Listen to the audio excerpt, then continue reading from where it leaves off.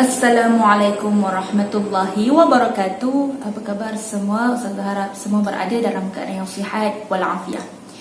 Alhamdulillahirabbil wassalatu wassalamu ala asyrafil anbiya'i wal mursalin wa ala alihi wa ashabihi ajma'in. Hari ini kita akan berkongsi berkenaan tajuk izhar halqi. Okey, sebelum ini kita sudah sentuh berkenaan pendahuluan tajuk hukum nun sakinah dan tanwin.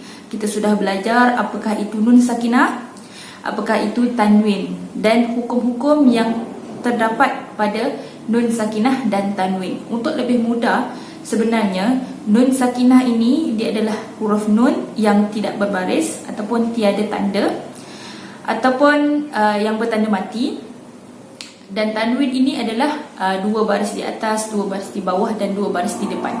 Jadi apabila huruf nun sakinah ini dan juga tanwin bertemu ataupun sebelah ada ni adalah huruf-huruf hijaiyah yang lain, dia akan mengeluarkan hukum-hukum yang lain yang mana bacaan dia, cara baca dia berbeza-beza. Jadi kita kena tahu dan kenal pastilah, sebab kita nak baca Al-Quran setiap hari.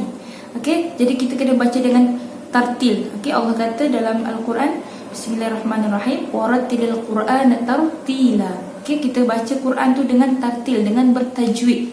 Maka sebab itu penting untuk kita mengetahui bagaimana ataupun apakah hukum yang termasuk dalam nun sakinah dan tanwin. Baiklah, hari ini saya akan berkongsi berkenaan hukum izhar halqi. Okey, izhar halqi ni memang tak asing lagi lah, dan dia adalah hukum utama yang perlu kita, yang wajib untuk kita ketahui dan kita faham. Okey, jadi kamu kalau kita masih lagi tak kenal pasti apakah itu izhar halqi dan izhar halqi, maka kita perlu perbaiki diri kita dan cuba belajar bagaimana kita nak kenal pasti izhar halqi. Baiklah, sebelum kita masuk lebih lanjut, saya akan teranglah definisi ataupun maksud pengertian izhar halqi. Okey, izhar halqi ini daripada sudut bahasa ialah jelas, nyata dan terang. Okey, izhar bermaksud jelas, nyata dan terang. Okey, zahir. Okey, kalau kita faham bahasa Melayu, zahir kan nyata, yang kita nampak lah. So dia jelas, nyata dan terang. Cara baca dia mestilah jelas, nyata dan terang.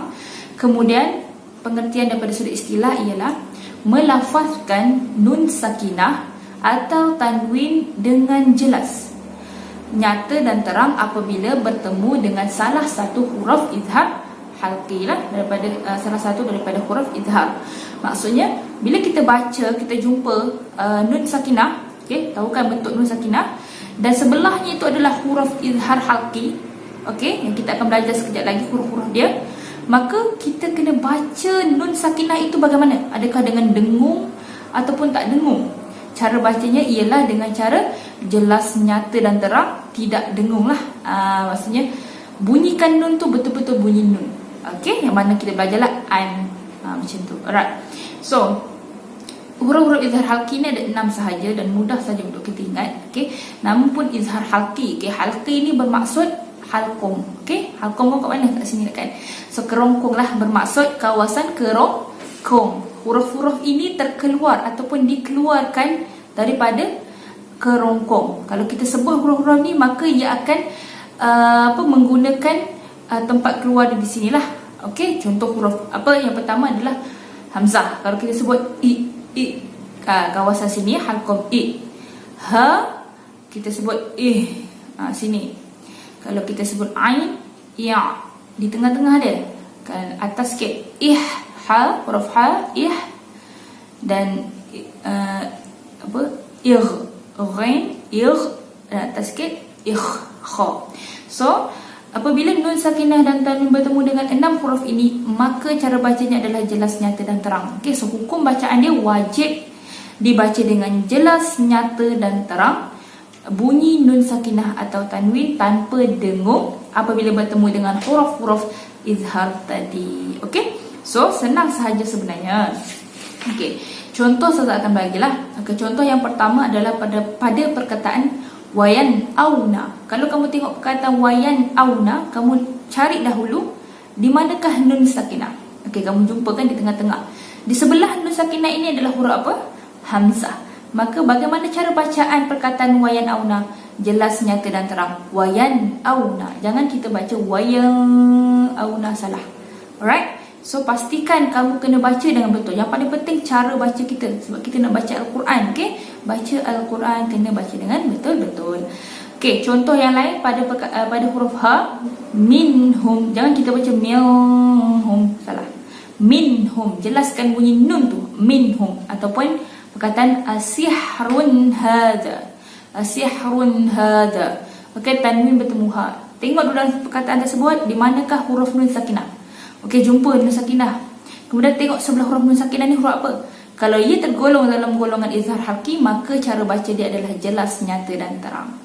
Selain itu, min alaqatin, min alaqatin. Okey, apakah pertemuan dia dalam kalimah ini? Ya, nun sakinah bertemu dengan ain, cara bacanya jelas, nyata dan terang. Kemudian ata'an hisaba, ata'an hisaba. Okay, kita tengok kalimah ini, apakah pertemuan dia di dalam kalimah ini? Ya, tanwin. Kita jumpa tanwin. Okay, tak ada nun sakinah tapi ada tanwin. Okay, dia pun adalah sama seperti nun sakinah fungsi dia. Maka sebelah dia adalah ha, ata'an hisaba. Okay, ghain fasayunghiduna. Nun sakinah bertemu dengan ghain, sama juga, jelas, nyata dan terang. Dan yang akhir sekali, karratun khasiratun.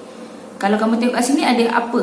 Kalau tengok tak ada nun sakinah, ada apa selain nun sakinah? Tanwin. So tanwin sebelah dia huruf apa? Kha. Maka perlu dibaca jelas, nyata dan terang.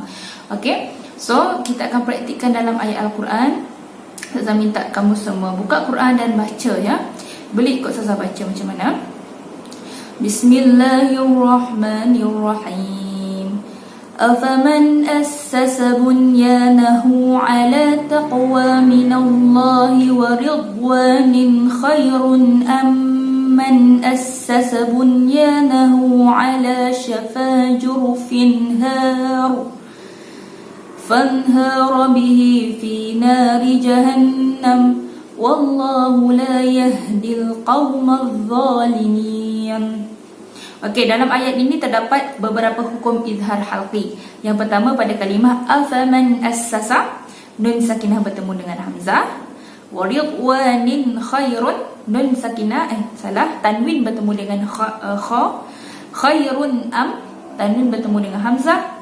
Man assasa bunyanahu, yang kedua, nun sakinah bertemu dengan hamzah. Jurufin har, tanwin bertemu dengan ha. Okey, so banyaklah kat sini. لا يزال بنيانهم الذي بنوا ريبة في قلوبهم إلا أن تقطع قلوبهم والله عليم حكيم. So dalam ayat seterusnya, pertama sekali kita kena buat bila kita nak cari hukum izhar halqi, tengok nun sakinah dahulu. Ada tak nun sakinah kat sini? Okey, ada bunyanuhum. Ada sebelah nun tu huruf apa? Ya. Adakah termasuk dalam izhar halqi? Tidak. Maka dia bukan hukum izhar halqi. Kita cari lagi ribatan fi, selain nun sakinah ada tanwin kan? Tanwin bertemu fa, adakah ia izhar halqi? Tidak, fa bukan huruf izhar halqi. Cari lagi taqatta'a, nun sakinah bertemu ta, adakah izhar halqi? Tidak, sebab ta termasuk huruf ikhfa hakiki, bukan izhar halqi. Maka bukan hukum izhar halqi, tidak perlu dibaca jelas. Dan yang terakhir tanwin, alimun hakim, tanwin bertemu dengan ha. Ya, ha adalah salah satu huruf izhar, maka itu adalah hukum izhar halqi. So, saya harap kamu dapat amalkan untuk hukum izhar halqi ini dengan sebaiknya. Untuk tugasan, saya nak kamu hantarkan voice note kamu membaca ayat Al-Quran. Saya akan nyatakan ayat Al-Qurannya pada muka surat berapa. Dan voice note saya nak tengok, nak dengar awak baca hukum izhar halqi ini bagaimana. Dan yang kedua, saya nak awak keluarkan hukum izhar halqi yang terdapat pada ayat Al-Quran tersebut. Okey, itu sahaja. Semoga kita semua dapat amalkan ilmu pada hari ini dengan sebaiknya dalam kehidupan kita. Assalamualaikum.